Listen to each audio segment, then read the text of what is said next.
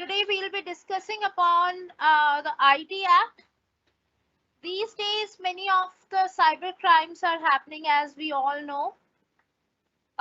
We are being exposed to many fraudulent activities because we are using the electronic devices like our computers, our mobile phones for the online transactions. So in last few classes, we discussed that how the e-payments are gaining popularity these days and what are the benefits and risks involved. So one of the most prevailing risk of e-payment is that we are exposed to fraudulent activities. We are exposed to frauds. And that is why we need a statutory body and a set of rules and regulations that can help us to overcome these risks, and we can easily make the payments using our devices. So there is a need of a law and a regulation, and for that we have the ID Act, the Information Technology Act 2000. So today we will be discussing the ID Act, what are the different provisions of ID Act, and how it can help us to protect ourselves from the fraudulent activities. So the Information Technology Act, it came into the existence in 2000. However, there are many changes which are taking place in the ID Act in every year. So we have the lot of amendments. Even the recent amendment was done in 2021. So as the technology is emerging, as we have the new advancements in the technology, there is a need to amend and change and improvise the Information Technology Act on the daily basis even. So let's talk about the ID Act. What is IDA?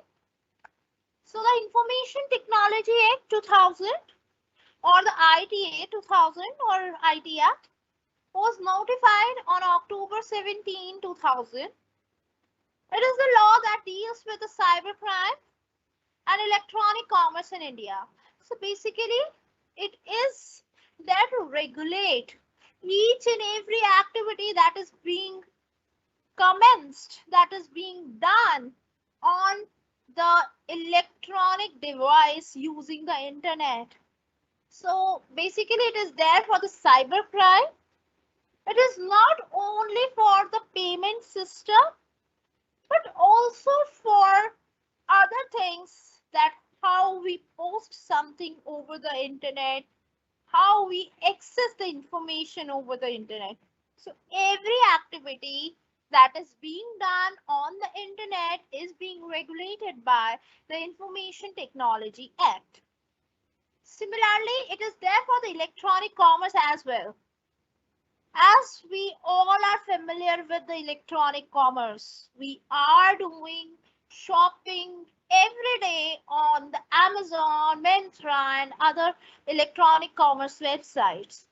So if there would not be any regulatory body over them, they would charge as much money as they can. They would not go for the return.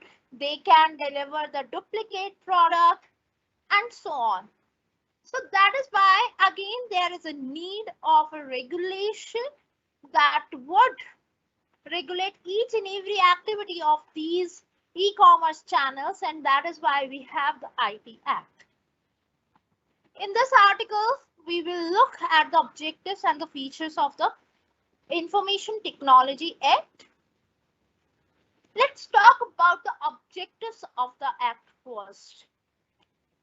So the first objective of the Act is to grant the legal recognition to all the transactions done via electronic exchange of data or other electronic means of communication or e-commerce, in place of earlier paper-based method of communication.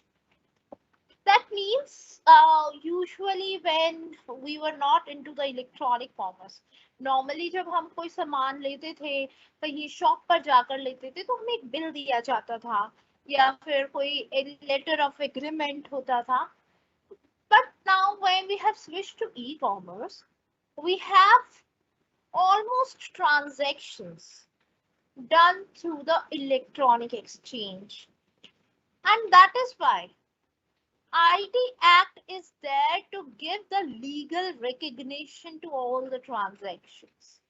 That means if you are unable to receive the physical invoice, the physical bill, then the electronic bill would also have the legal sanctity. तो IT act उसको legalise कर देता है या legal recognition देता है जो भी ट्रांजैक्शंस हमारे इंटरनेट पे हो रहे हैं. The second objective is to give legal recognition to digital signatures for the authentication of any information or matters requiring the legal authentication. Usually when we were dealing in the physical mode, we used to have the physical signatures of the authorities. But now everything has been digitized, and that is why we have switched from the physical signatures to the digital signatures. Now it is the responsibility of the ID Act or the regulatory body to give the recognition to the digital signatures as well. So you can see there on our certificates, even on our passing certificates, we have the digital signatures of the authority. Or on the category certificates, usually we can see the digital signatures on the place of the physical signatures. So they also have the legal sanctity. The third objective is to facilitate the electronic filing of documents with the government agencies and also departments. Now you can see we fill our ITR through internet. So when we are filing any electronic document with the government, it is the responsibility of the ID Act to take care that everything is being done under the regulation and everything has the legal sanctity. तो हम जब भी जो भी हमें physically अगर कोई document submit कराना होता था या पैन कार्ड की एप्लीकेशन देनी है, इनकम सर्टिफिकेट बनवाना है, there were lots of things. So now you can do those things using the internet, and that is being regulated by the ID Act. Next objective is to facilitate the electronic storage of data. That means electronic storage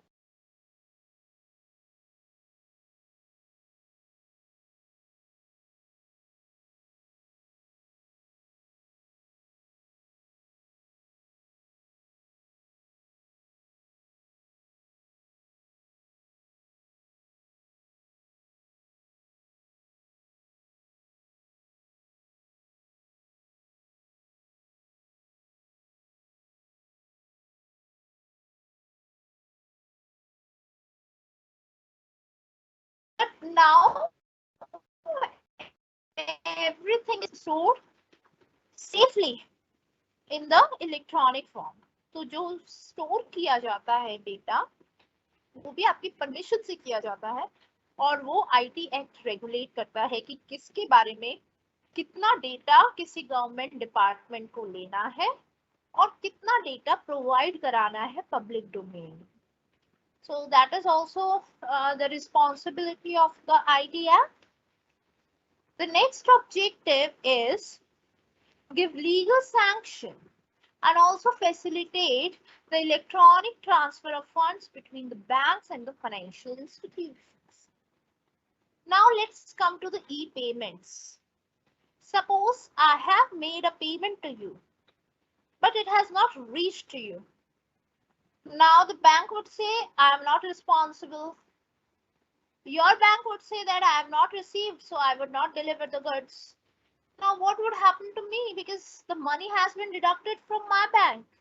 So that is why, just to avoid these situations where the payment has not been made, or where the payment has not been completed in the true sense, or maybe your bank details are wrong, maybe you are charged extra money, there can be a number of reasons and a number of glitches.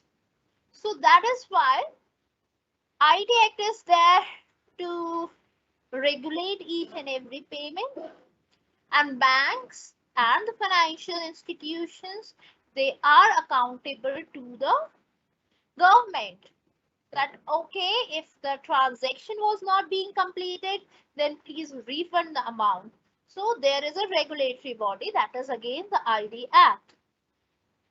And finally, we have the last objective, that is grant the legal recognition to bankers under the Evidence Act 1891 and the Reserve Bank of India Act 1934 for keeping the books of accounts in the electronic form. So here the legal recognition is given to bankers. Who are bankers? To have your data, your money. So that is why a recognition is given to the bank that okay, you can have these many accounts, you can avail the data from these many people, and you can store their data, you can store their money, and they can use that money for their purposes. So that legal recognition is given to bankers as well. So these are some of the primary objectives of IT Act. If you have any. Okay, now let's talk about the features of Information Technology Act. All electronic contracts made through the secure electronic channels are legally valid. ये कुछ features बताए हैं जो IT act के हैं. First of all, जितने भी electronic contracts आपस में किए जाते हैं, suppose you are purchasing something from me, I am purchasing something from you, I am making payment to you, you are making payment to me, these transactions are legally valid. चाहे आप physically जाके कोई सामान ले रहे हैं, पैसे दे रहे हैं, या फिर आप इलेक्ट्रॉनिकली एक्सचेंज कर रहे हैं, ये लीगली वैलिड है. आप किसी को स्यू कर सकते हो इसके बेसिस पे. सपोज आपने एक लैपटॉप खरीदा, पेमेंट आपने कर दी, लैपटॉप आपको डिलीवर नहीं हुआ, तो आप जाके उस कंपनी को सू कर सकते हो क्योंकि वो लीगली वैलिड है contract. That's the legal recognition for the digital signatures. यानी जो डिजिटल सिग्नेचर आपके सर्टिफिकेट्स पर है, वो उसको बिल्कुल लीगल डॉक्यूमेंट बना देते हैं. तो जैसे फिजिकल सिग्नेचर्स की सैंक्टिटी होती है, वही डिजिटल सिग्नेचर्स की सैंक्टिटी होगी. Security measures for electronic records and also digital signatures are in place. The IT Act makes it sure that the security measures are taken. Suppose you have given me some information about yourself.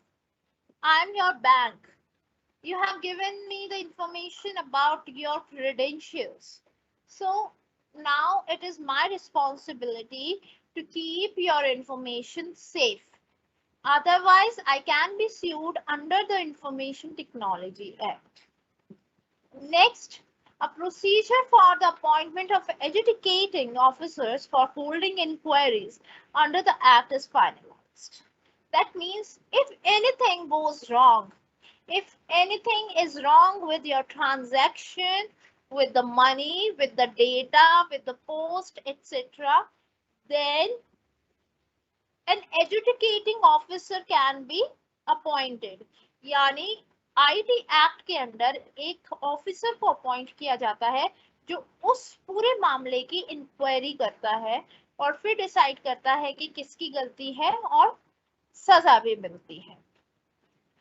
Next है provision for establishing a cyber regulatory appellant tribunal under the Act.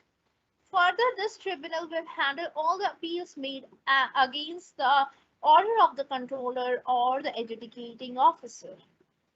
That means यहाँ पर act के under एक tribunal बनाया जाता है. Tribunal क्या होता है? जैसे हमारे सिविल कोर्ट्स वगैरह होते हैं, तो tribunal is as good as a court. Cyber regulatory appellate tribunal बनाया गया है जो इस तरीके के मामलों में जहां पे साइबर क्राइम इन्वॉल्व होता है उस तरीके के मामलों में इंटरफेयर करता है और केस के अकॉर्डिंग सजा सुनाता है. ये सारी अपील्स अगर एजुडिकेटिंग ऑफिसर के खिलाफ भी कुछ ऐसा है कि उसने भी कुछ ब्रीच ऑफ कॉन्ट्रैक्ट किया है तो उसके अगेंस्ट भी कोई अगर अपील की जाती है तो वो उसको भी हैंडल करता है. तो एक तरीके का कोर्ट है वो इस एक्ट के अंडर स्टैब्लिश किया गया है.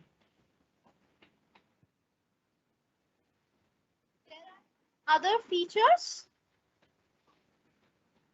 An appeal against the order of cyber appellant tribunal is possible only in the high court. यानी सबसे पहले तो एक ऑफिसर बुलाया जाता है जो मैंने अभी आपको पिछली स्लाइड में बताया कि अगर कुछ ऐसा हुआ है तो एक एजुडिकेटिंग ऑफिसर को अपॉइंट किया जाता है. पहले वो इंक्वायरी करता है. अगर हम उसके फैसले से खुश नहीं है तो उसके अगेंस्ट जो हमें अपील करनी है वो हमें साइबर रेगुलेटरी एपेलेंट ट्रिब्यूनल में जाके करनी है. बट बाय चांस अगर हम साइबर एपेलेंट ट्रिब्यूनल के फैसले से भी खुश नहीं है तो उसके खिलाफ जो अपील की जाएगी वो सीधा हाई कोर्ट में की जाएगी. Digital signatures will use an asymmetric crypto system and also a hash function. Digital signatures जो होते हैं वो एक क्रिप्टो सिस्टम के थ्रू होते हैं. क्रिप्टो सिस्टम का मतलब है कि जैसे सिग्नेचर्स मैंने लिखे हैं तो आपको उसी फॉर्म में नहीं दिखाई देंगे, वो क्रिप्टोग्राफी की गई होगी यानी उसको कुछ कोड्स में चेंज किया गया होगा. एक क्यूआर कोड टाइप जिसको आप खुद नहीं पढ़ सकते लेकिन वो क्रिप्टोग्राफी करके उनको एक हैश फंक्शन में चेंज किया जाता है और जब हम उसको डिक्रिप्ट करते हैं तो हमें पता चलता है कि ये किसके डिजिटल सिग्नेचर्स हैं.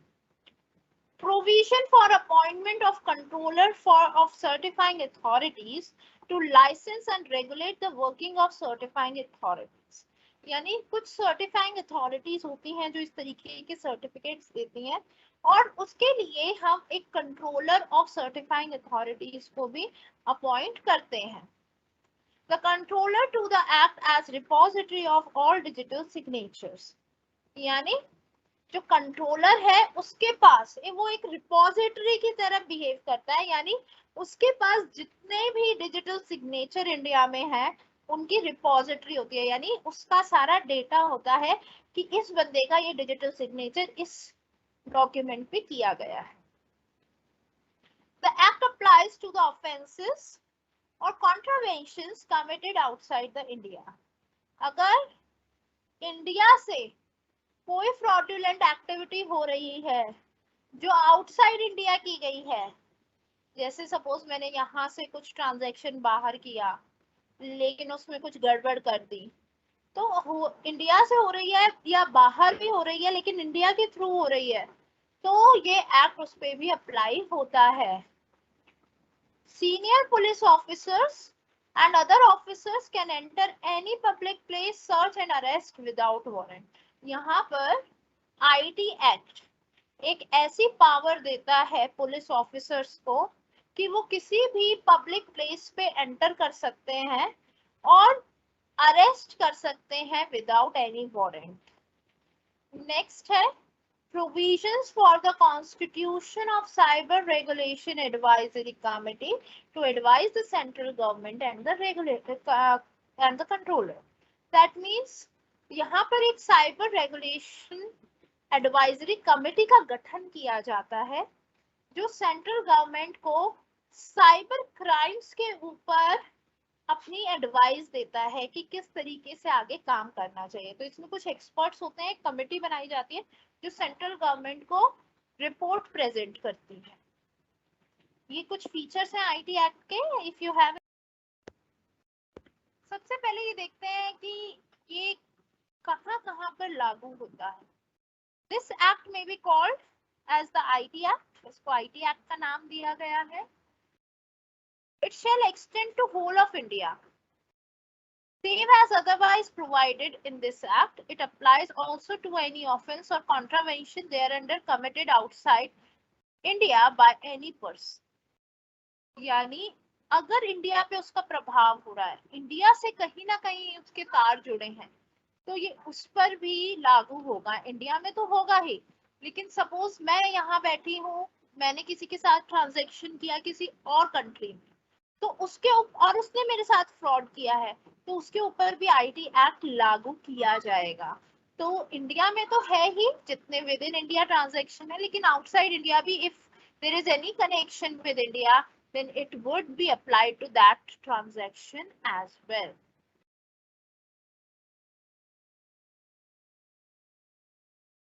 नेक्स्ट हम सीधा डेफिनेशंस पे आ जाते हैं। डेफिनेशन में आपको एजुकेटिंग ऑफिसर की डेफिनेशन आनी चाहिए। एक एजुकेटिंग ऑफिसर वो होता है जो अपॉइंट किया जाता है सब सेक्शन 1 ऑफ सेक्शन 46 के अंडर। बस ये आपको डेफिनेशन याद रखनी है, क्योंकि जैसा एक्ट में लिखा है आपको वही याद करना है।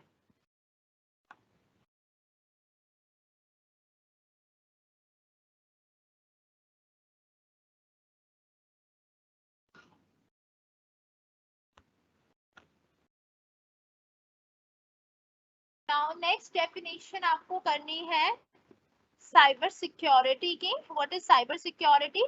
Cyber security means protecting the information equipment, यानी सिर्फ इंफॉर्मेशन को सेव करना ही साइबर सिक्योरिटी नहीं कहलाता। मेरे लैपटॉप को भी अगर कोई मेरी परमिशन के बिना यूज कर रहा है तो मैं उसको भी स्यू कर सकती हूँ। तो इक्विपमेंट को भी, इंफॉर्मेशन को, इक्विपमेंट को, डिवाइसेस को, कंप्यूटर को, कंप्यूटर रिसोर्सेज को, communication device and the information stored therein from unauthorised access, यानी जिसको मैंने एक्सेस की परमिशन नहीं दी है, अगर मेरी परमिशन के बिना कोई भी मेरी इंफॉर्मेशन यूज करता है, मेरे डिवाइस को यूज करता है, मेरे कंप्यूटर को यूज करता है, तो वो साइबर सिक्योरिटी का ब्रीच कहलाएगा।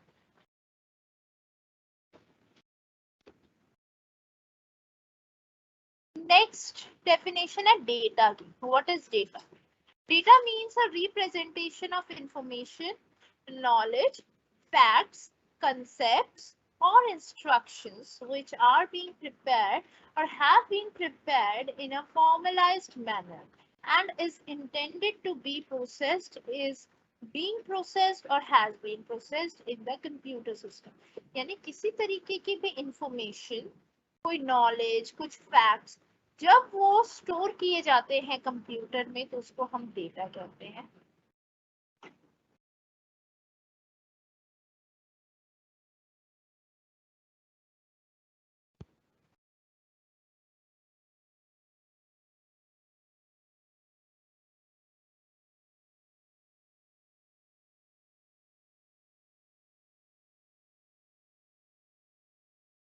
नेक्स्ट है सेक्शन 3,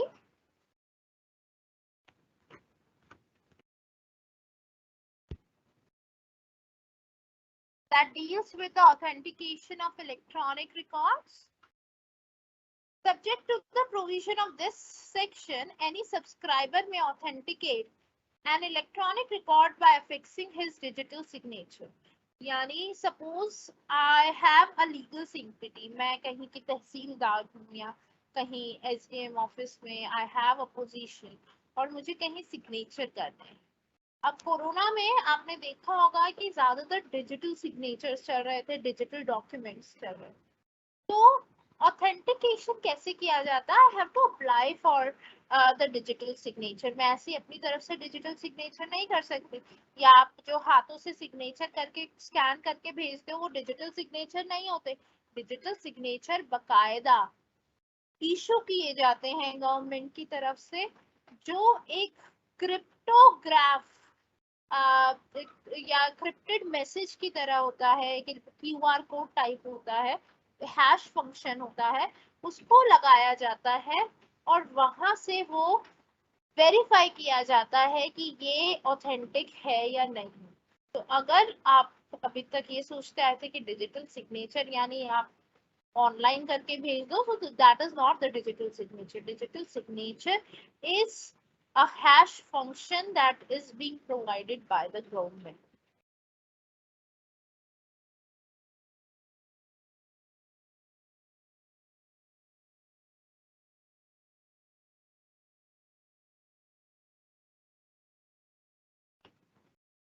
यहाँ पर कुछ और प्रोविजन है। Where any law provides, section 4 says legal recognition of electronic records. उनका क्या recognition है electronic records का? Where any law provides that the information or any other matter shall be in writing or in typewritten or printed form, then notwithstanding anything contained in such law, such requirement shall deem to have a been satisfied if such information or matter is rendered or made available in the electronic. यानी किसी भी तरीके का document अगर electronically भी exchange किया जाए, be it in writing, be it in type written और प्रिंटेड फॉर्म, अगर वो इलेक्ट्रॉनिकली अवेलेबल किया गया है तो उसका लीगल रिकॉग्निशन है। Accessible so as to be usable for a subsequent reference, और वो बाद में रेफरेंस के लिए भी सेम यूज किया जा सकता है कि देखो इस वक्त पे इस मीडियम के थ्रू ये भेजा गया। Give me a minute.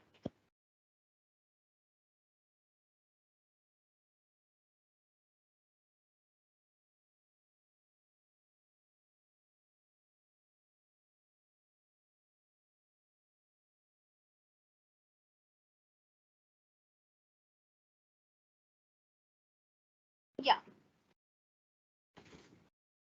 Next देखते हैं कौन सा रेलिवेंट प्रोविजन है। आपको सारे करने की नीड नहीं है।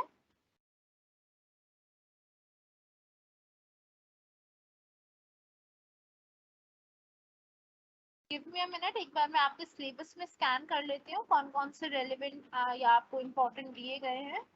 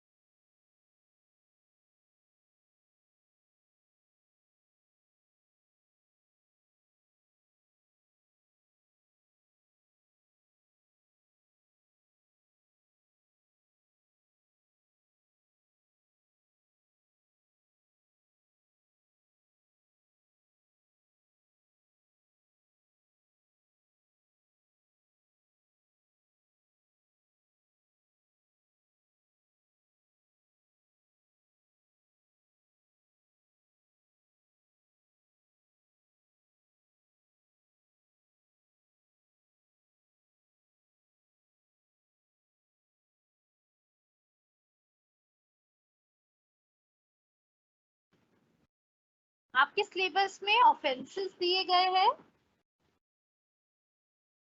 और digital signatures, penalties and education and secure electronic records, ये कुछ प्रोविजंस दिए गए हैं जो आपको कवर करने हैं, तो आपको सारे करने की नीड नहीं है।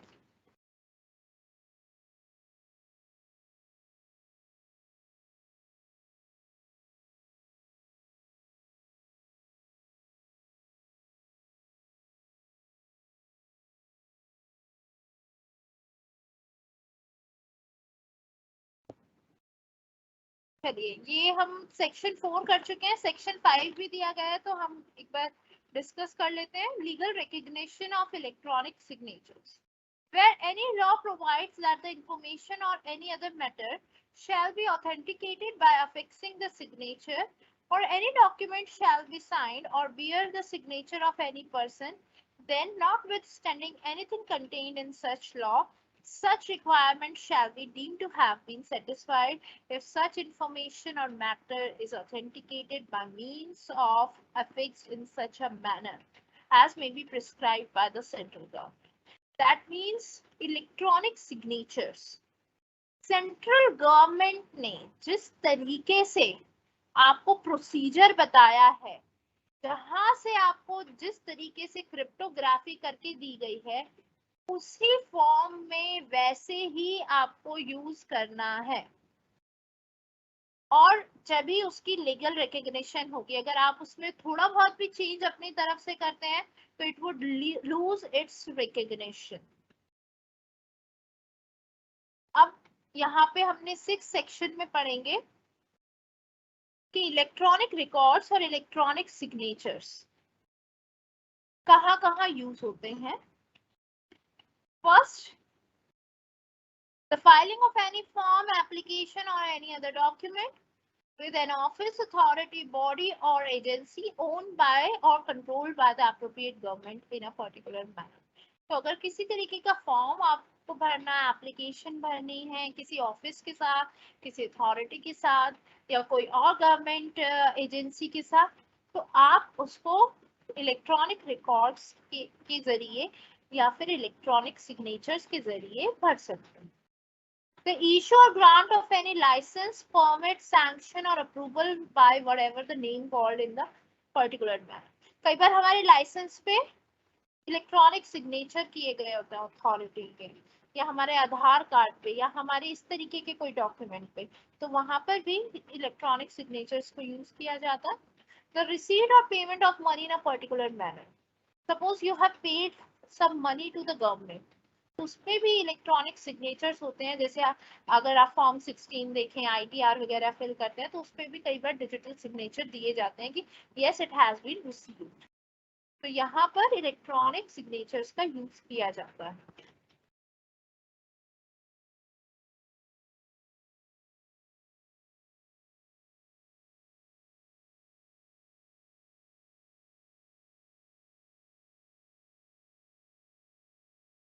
अब हम पढ़ेंगे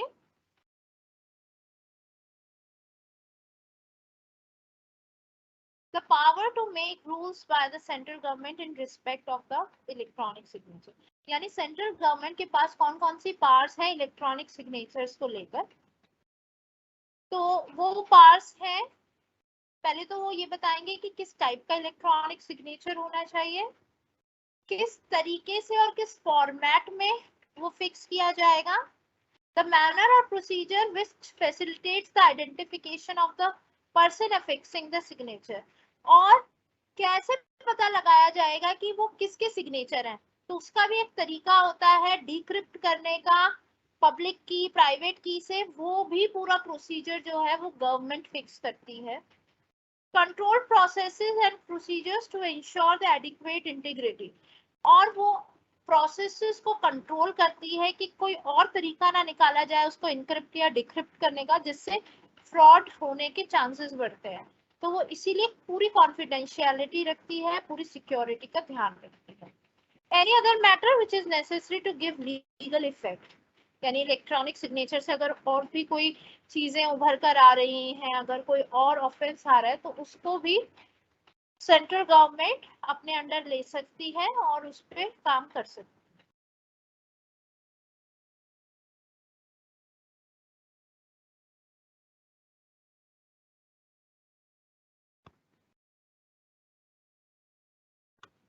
नेक्स्ट हम करेंगे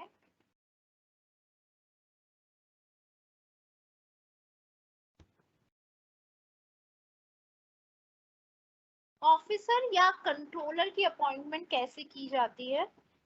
The central government may by the notification in the official gazette appoint a controller of certifying authorities for the purpose of this act. यानी एक कंट्रोलर को अपॉइंट किया जाता है और उसको ऑफिशियल गैजेट में, आपने देखा होगा भारत गैजेट करके एक गैजेट नोटिफिकेशन आता है, उसमें नोटिफाई किया जाता है कि he is the controller of certifying authorities, and may also be the same and subsequent notification appoint such number of deputy.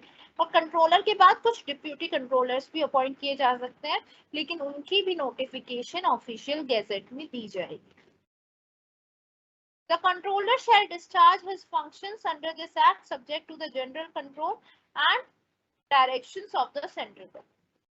तो जितने भी एक्ट वो करेगा, जितने भी एक्शंस लेगा, वो सारे सेंट्रल गवर्नमेंट के द्वारा प्रिस्क्राइब किए गए होंगे, वही एक्शन वो ले सकता है. The deputy controllers and the assistant controllers shall perform the functions assigned to them by controller under the general superintendence and control of the controller. जो deputy controllers और assistant controllers अपॉइंट किए जाएंगे, वो सारे कंट्रोलर के under उसके superintendents में काम करेंगे.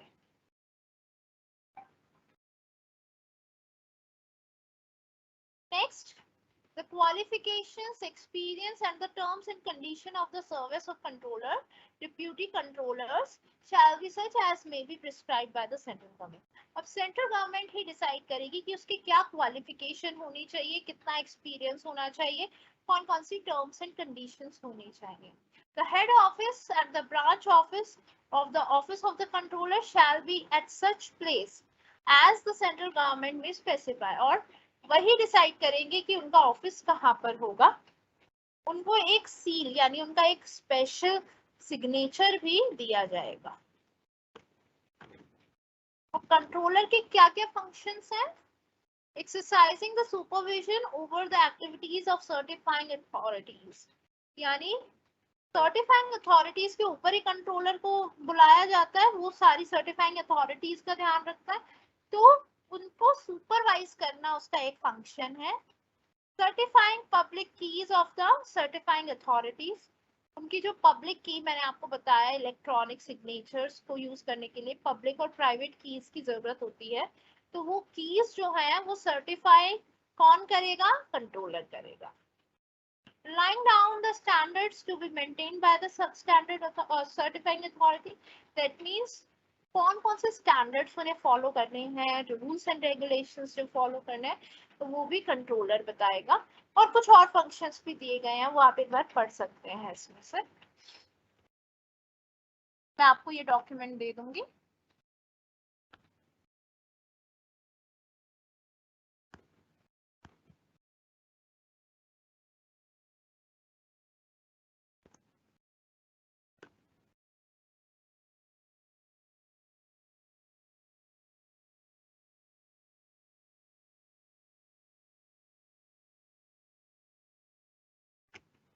अब हम सीधा ऑफेंसेस पर चलते हैं.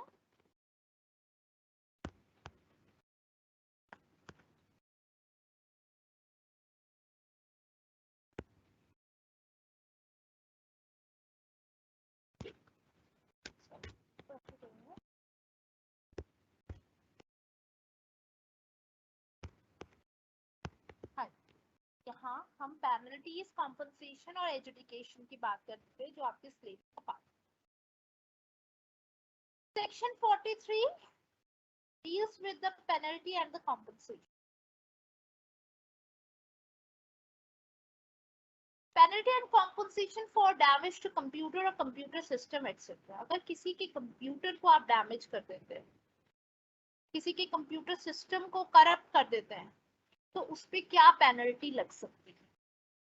If a person without permission of the owner or any other person who is in charge of the computer system or the computer network accesses or secures access to such computer system or computer network, यानी अगर आप जिसका computer है उसकी permission के बिना उसके computer को यूज कर लेते हैं, कंप्यूटर सिस्टम को यूज करते हैं या नेटवर्क को यूज करते हैं, तो आप पे पेनल्टी लग सकती है. ए पार्ट में ये दिया गया है. पहला तो यूज करने पे दिया गया है. दूसरा है अगर आप डाउनलोड करते हैं कुछ या कुछ कॉपी, कोई डॉक्यूमेंट बनाया उसकी कॉपी कर लेते हैं अपने कंप्यूटर में, या उसमें से कुछ डेटा निकाल लेते हैं, computer database or information from such computer network or computer system, including the information data held or stored in any removable storage medium. या मेरी पेन ड्राइव में अगर कोई डेटा है वो आप फेच कर लेते हैं मेरी परमिशन के बिना, डाउनलोड कर लेते हैं, ले लेते हैं, तो आप पे पेनल्टी लगाई जा सकती है. Next, introduces or causes to be introduced any computer contaminated or computer virus into any computer. अगर आप मेरे कंप्यूटर में जानबूझ के कोई वायरस डाल देते हैं ताकि मेरा डेटा करप्ट हो जाए, तो आप पे पेनल्टी लगाई जा सकती है. Damages or causes to be damaged by any computer, computer system or computer network, data, computer database or any other program residing in such a computer system or computer network. Suppose मेरे computer में मैंने कोई software खरीदा हुआ है, 1 lakh rupees का software है, आपने उसको डैमेज कर दिया, करप्ट कर दिया, डिलीट कर दिया, तो आप पे पेनल्टी लगाई जा सकती है. Disrupts or causes disruption of any computer system or computer network. अगर आप डैमेज कर देते हैं कंप्यूटर को, तोड़ देते हैं, डिसरप्ट कर देते हैं, तो आप पे पेनल्टी लगाई जा सकती है. Denies or causes the denial of access to any person authorized to access any computer system or computer network by any means. Suppose ये एक ऑर्गेनाइजेशन का कंप्यूटर है जिसपे मेरा भी उतना ही हक है, आपका भी उतना ही हक है, और मैं आपका एक्सेस डिनाई कर देती हूँ कि आपको ये यूज नहीं करना, तो आप उस पर वो पेनल्टी लगा सकते हैं क्योंकि आपका भी उतना ही हक है जितना मेरा. Provides any assistance to any person to facilitate access to a computer system or computer network in contravention of the provision of this act, rules or regulations made thereunder. Suppose आपने खुद आकर यूज नहीं किया, आपने अपने किसी friend से मेरा कंप्यूटर यूज करा दिया जबकि आपको भी परमिशन नहीं थी, उसको भी परमिशन नहीं थी, तो आपके ऊपर भी केस हो सकता है. Charges the services availed of by a person to the account of another person by tampering with or manipulating any computer. अगर आप मेरे कंप्यूटर को मैनिपुलेट करते हैं, मेरा डेटा चेंज कर देते हैं, कुछ एडिशन डिलीशन कर देते हैं, तो आप पे पेनल्टी लगाई जा सकती है. अगर कोई डिस्ट्रॉय करता है, डिलीट करता है, चेंज करता है, स्टील कर लेता है, चुरा लेता है, डिस्ट्रॉय कर देता है, तो इन सारी चीजों पे पेनल्टी लगाई जा सकती है.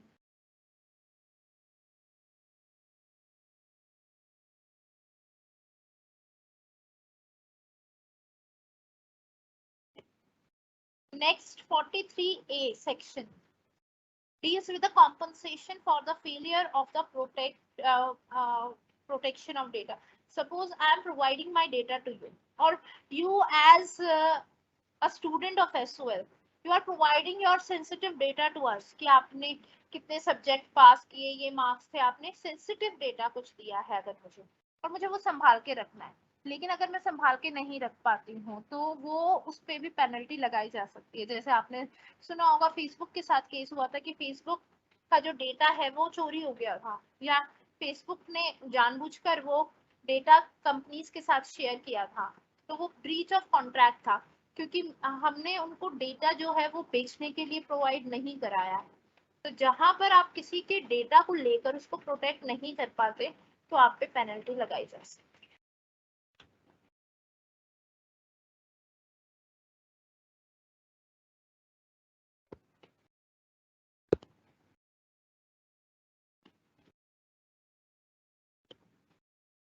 कभी कभी कुछ डेटा इंफॉर्मेशन को फर्निश करने की जिम्मेदारी आप पर होती है. अगर आप वो फर्निश नहीं कर पाते, मेंटेन नहीं कर पाते, तो भी आप पे पेनल्टी लगाई जा सकती है. तो यहाँ पे वो पेनल्टीज लिखी हैं.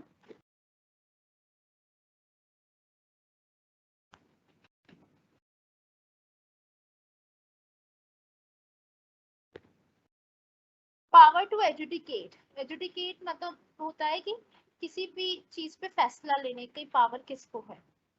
For the purpose of educating judging under this chapter whether any person has committed a contravention of any provision to the act or any rule, regulation, direction or order made thereunder which renders him liable to pay penalty or compensation, the central government shall, subject to the provision of subsection 3, appoint any officer not below the rank of director to the government of India.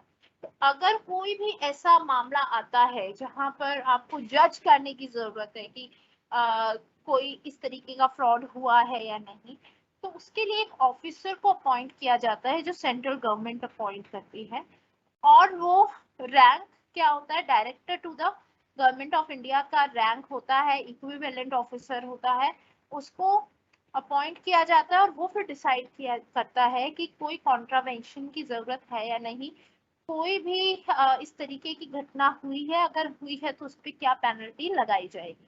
तो इस तरीके से वो educating officer जो होता है वो decide करता है। यहाँ पे कुछ और रूल्स दिए गए हैं एजुकेटिंग ऑफिसर के कि पहला तो ये है कि एजुकेटिंग ऑफिसर जो है he is appointed under the subsection 1 shall exercise the jurisdiction to adjudicate the matter in which the claim for injury or damage does not exceed the 5 crore, यानी 5 करोड़ से ज्यादा होता है तो सीधा फिर गवर्नमेंट इंटरवीन करती है, अदरवाइज 5 करोड़ से कम का अगर कोई मामला है तो उसके लिए एक एजुकेटिंग ऑफिसर अपॉइंट किया जाता है।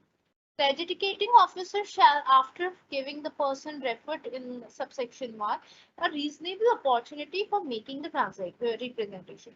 Suppose आपके और मेरे बीच में एक ट्रांजैक्शन हुआ है, आपने मुझ पर केस कर दिया है, अब गवर्नमेंट ने एक एजुकेटिंग ऑफिसर को अपॉइंट किया है, तो एजुकेटिंग ऑफिसर जो है आपकी बात सुनेगा लेकिन मुझे भी अपॉर्चुनिटी देगा कि मैं अपनी बात रख सकूं, उसके बाद वो इंक्वायरी करेगा। No person shall be appointed as an educating officer unless he possesses such experience in the field of information technology. यानी अगर इंफॉर्मेशन टेक्नोलॉजी में उसको कोई एक्सपीरियंस नहीं है तो उसको एजुकेटिंग ऑफिसर नहीं अपॉइंट किया जाएगा। Where more than one educating officers are appointed, the central government. Give me a minute. Hello. Good evening, sir.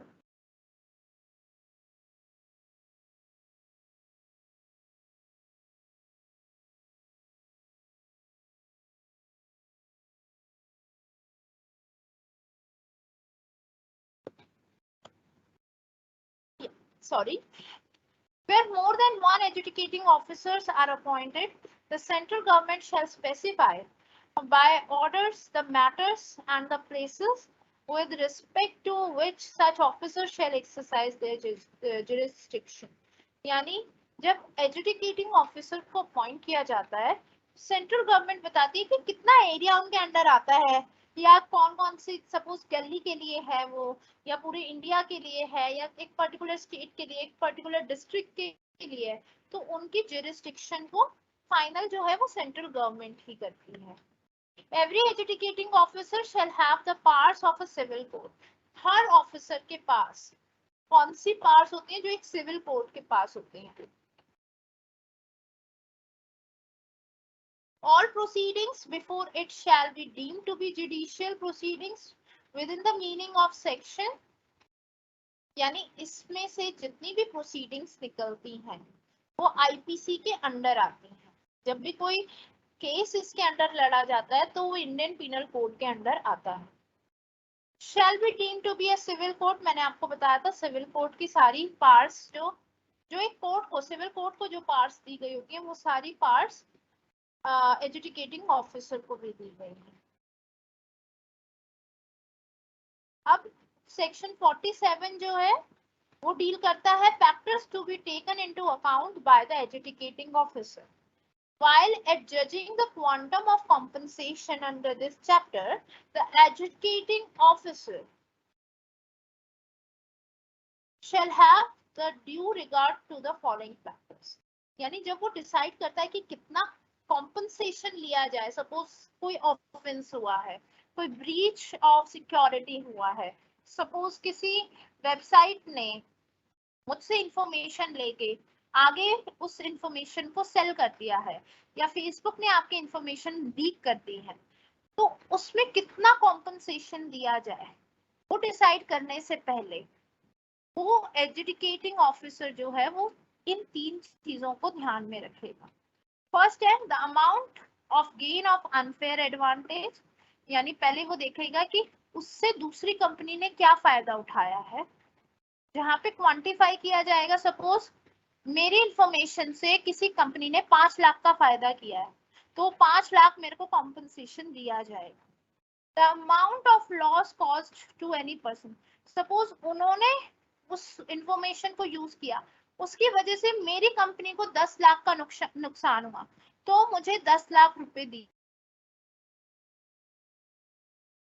जाएंगे। ना तो उनका फायदा देखा, मेरा नुकसान देखा जाएगा। The repetitive nature of default, कितनी बार उन्होंने रिपीट किया है यही, अगर बहुत बार रिपीट किया जाएगा तो कॉम्पनसेशन उतने गुना बढ़ता जाएगा।